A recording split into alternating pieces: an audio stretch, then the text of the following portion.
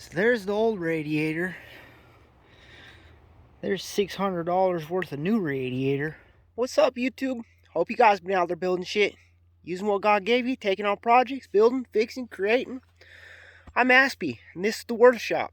So in this episode, I'm going to show you how to change radiator in a 1996 Freightliner fl70. I'm sure these step-by-step tutorial will probably work on an fl50, an fl60, fl80 of the 90s vintage. First step, drain the radiator.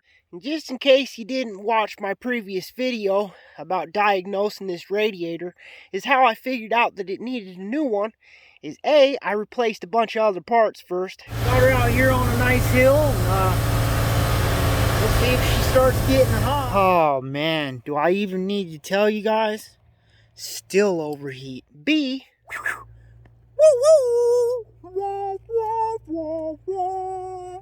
so I pulled out the laser gun. Got up to the top of a hill with her nice and hot. Shut off the motor and I started laser gunning different areas of the radiator. Out there at the edges, pow, pow. She's about 210. Right there in the center, pow, pow. Only down around 100. You know what that tells me? We got a plugged core. That radiator's jumped. We drained some of this out. Second step, I took loose the fan shroud. Third step, start undoing the hoses. Had a hose there, upper radiator hose right there. Got this transmission cooler hose off, drained it so that I could get to the clamp for the bottom radiator hose. Finally got it off. Lower hoses are off, upper hoses are off, shroud's off. Now starting to take the bolts out of the corners. In the rain. Got the two bolts out of one bottom corner. Now I gotta get the two out of the other corner. So there's two of them bolts at each corner of the radiator. Top driver's side, top passenger side, bottom driver's side. All pretty straightforward. Now we're on the bottom passenger side and I've run into an issue. Of course, so there's the last bolt. But it comes up against that bolt and makes it so you can't pull it out. So I'm gonna have to take that one loose. Hopefully I can push that up, get that pulled out of there. That bolt started spinning on the top and not letting me back it out. So big hammer and a chisel to the rescue. I just busted it off. Now I can pull that bolt out of the radiator. I win. And that's not my preferred method, guys. That doesn't really make me happy. But I looked at the top, and all it is a wire hold down. It really doesn't hold anything important. It just holds the wires in place so they don't move around. So I'm not too worried about it. Success. All the bolts are out. I jumped up here on top. I tried pulling it up. It's not budging. So I think I'm going to have to dismantle at least one side. Get these brackets and stuff loose, and then maybe I can kind of it out of that side's brackets. Disconnected the spring and the wire from this side. Took one bolt out of the intercooler.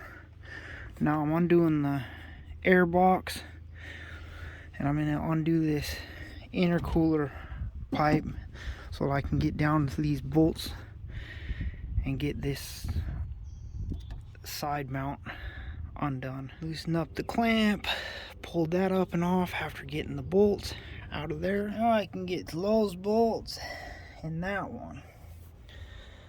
So this side bracket is loose, and hopefully I can wiggle that up and out then. One of my most frustrating things about doing mechanical projects is when you got to take off one thing to get to another. Well, this is one of those projects. Got the nut off there. Got the nuts off those. Took the bottom bolt out of the intercooler. So now it's loose. But I gotta get it pulled up and out of there. What I figured out is that this bracket here is hitting this, and this bracket is pretty much solid on there. Not able to get it out. So came over to this side, loosened up that bottom bolt that holds the intercooler. Now the intercooler's loose. I'm gonna take off this side of the intercooler piping, hopefully pull that up and forwards and out of my way, and then I'll be able to monkey with that better without worrying about damaging either one on the other one. The intercooler picked up and off that front end set here. That's a bit tricky by yourself. Sure would be nice to have some help, a couple extra hands, but I got that intercooler out of the front. Then I pulled the radiator. Got that guy wrestled up and out of there. New one's about 600 bucks. So there's the old radiator. There's $600 worth of new radiator. Let's get this guy put in. Already got the side brace pounded onto it with a hammer. Gently, guys, gently. But all the holes are lined up, so now I'm gonna finagle it into the truck. Got the 2 top bolts on that side, 2 bottom bolts on that side, 2 bottom bolts on this side, 1 top bolt on this side because I lost a nut when I was taking it apart. Oh, the joys of working in gravel. So I'm gonna have to get another nut and put this bolt in, but radiator's in. Now I gotta hook up the hoses, reconnect the fan shroud, gotta get the intercooler on here. Oh crud, and I misaligned that. Oops. But those are on. So I had to remove the 2 top ones, remove the 2 bottom ones. I was able to pick this up out and around, get it on there. So now I'll get it lined back up and redo those bolts. Now I got all those back together with this lined up. Alrighty, so second time we got those bolts in. This time this was lined up. Got the rubber in washer, tighten that up. Now I gotta get those nuts on the radiator support. Alrighty, we got those tightened up on there.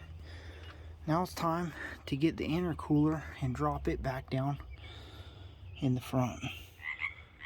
Got the intercooler in place, getting the bolts tightened up. Pop the intercooler hoses on both sides. Started tightening down the intercooler. Tighten down 1 intercooler hose. Now I'm going to tighten this one. Reattach the hood spring and the hood support cable. That fan shroud came next. Got it all bolted on. So now I'm going to put the vent hose on. And then the radiator hose here on. Upper hose is on. Vent hose is on. Now I gotta go underneath and do the hard ones. Getting that blue cap they ship it in with on off of there was a pain. Got that lower radiator hose back on, and then the transmission cooler hose back on. Just a couple more things. We got the air box. We got to refill the coolant system. Hopefully no leaks. And then we take it for a test drive. And hopefully no overheating anymore. Looks like I made another mistake. I'm gonna have to take this back off to get the air box over those bolts and then reinstall the intercooler piping. Go ahead and pull your radiator cap, grab yourself a funnel, and dump that bucket of coolant you drained out right in that funnel. Using the shop rag in my funnel, try to filter this stuff a little bit when I dump back in. Usually I just buy new, but this stuff is literally like 2 months old, so I really don't want to spend the money on it again, so we're gonna reuse it. Got that topped off. At least the rain stopped, but it sure is getting dark. I don't see any dripping. I've looked at the bottom, don't see any dripping from any of the hoses, but that doesn't mean they won't start leaking once they pressurize and get hot.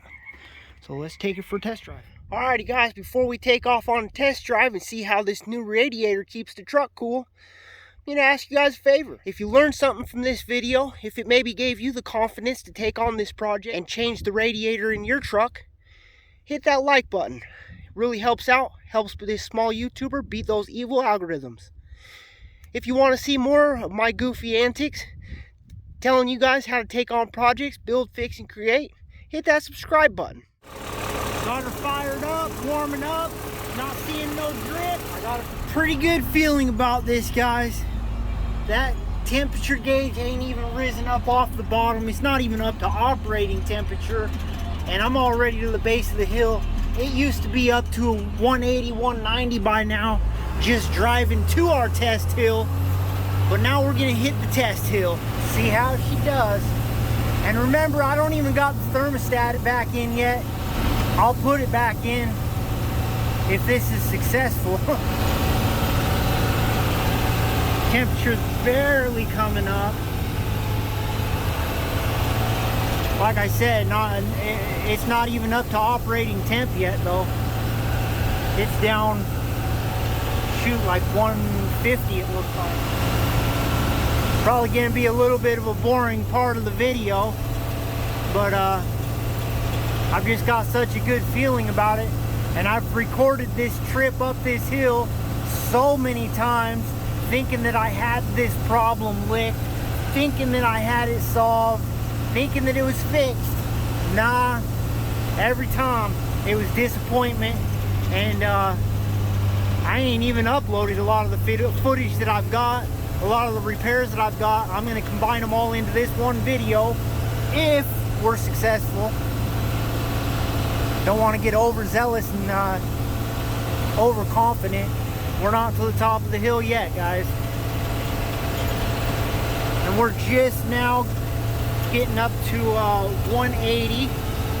So temperature is coming up, but not up where it used to get, 230s and stuff. And as you see, I'm keeping up with it is just a minivan, but I mean, it's a normal car. It's a normal four-wheeler, it's not a truck or nothing.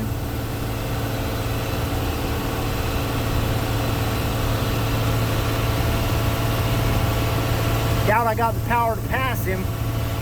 It's not a real long passing lane or nothing.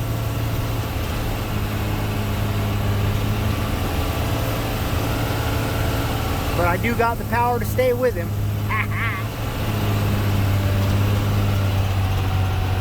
Temperature's just now hitting 185.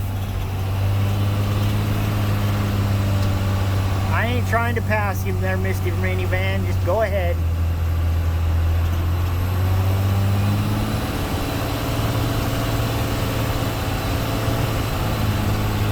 By here, by this spot on the hill, it was always at 230, guys. And woohoo! I win! I win! I win! Believe in what God gave you guys. Take on some projects, build, fix, create. I know that you guys will be just as stoked, just as happy, just as built up if you guys succeed and finally fix something that you've been battling for months on end. So, alright guys, till next time, keep building shit.